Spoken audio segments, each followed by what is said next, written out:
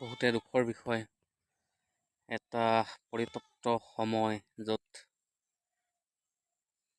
গোটেই বিশ্বৰ লগতে গোটেই অসমবাসী ৰাইজ গম পাইছে আপোনালোকে নিউজটো শুনি এটা হৃদয় বিদাৰক ঘটনা, যিটো নেকি কেতিয়াও ভবাই নাছিলোঁ এনেকুৱা এটা বাতৰি শুনিব পাম বুলি।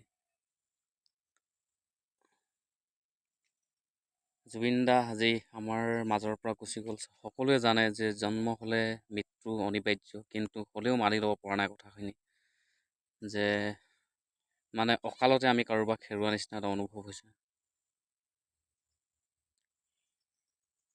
আমাৰ মাজৰ পৰা যিহেতু জুবিন দা গুচি গ'ল,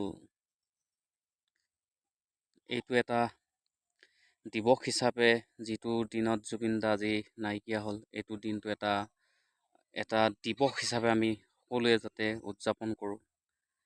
তাকে চৰকাৰেও এইটোৰ প্ৰতি, এই কথাখিনিৰ প্ৰতি অলপ গুৰুত্ব দিয়ে, যাতে উঠি অহা আমাৰ নৱপ্ৰজন্মই যাতে জুবিন গাৰ্গ কোন হয় বুলি যাতে এই প্ৰশ্নবোধক চিনটো যাতে হ'ব নালাগে, যে তেওঁৰ এটা ডাঙৰ জেগাই জেগাই পাৰিলে ষ্টেচু বনাব লাগে, প্ৰতিমূৰ্তি বনাব লাগে।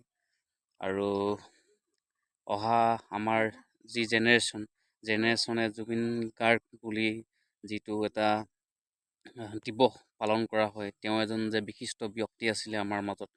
চ' এইটো এটা চিন যাতে চিৰযুগমীয়া হৈ থাকি যায়। বহুতে দুখ লগা এটা বিষয়। ক'বৰ কাৰণে কথাখিনি মানে এক্সপ্লেইন কৰিবৰ কাৰণে বুকুখন কিবা বিষাই যোৱা নিচিনা অনুভৱ হৈছে, যিহেতু ইমান সৰুৰ পৰা আমি জুবিন দাৰ গীত শুনি শুনি ডাঙৰ হৈছোঁ। আজি প্ৰেমৰ হওক বা যিকোনো গান শুনি, দুখৰ পৰা আদি কৰি যিকোনো গানেই জুবিন দাৰ এটা গান আমাৰ হৃদয়ত চুই যায়। আজি জুবিন দা আমাৰ মাজত তাই স্মৃতি হৈ কঠিন শিলত খোদিত হৈ আমি যাতে ৰাখিব পাৰোঁ, তেওঁ স্মৃতিবিলাক জীয়াই ৰাখিব পাৰোঁ।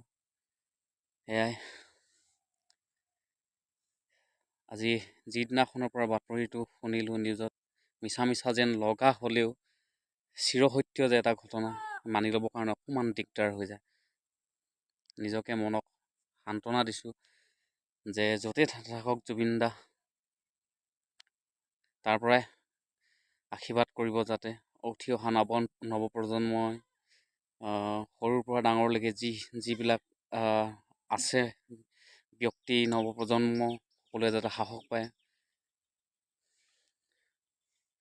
এইটোৱে যাতে ফ'ল' কৰি পেলাই আপোনাৰ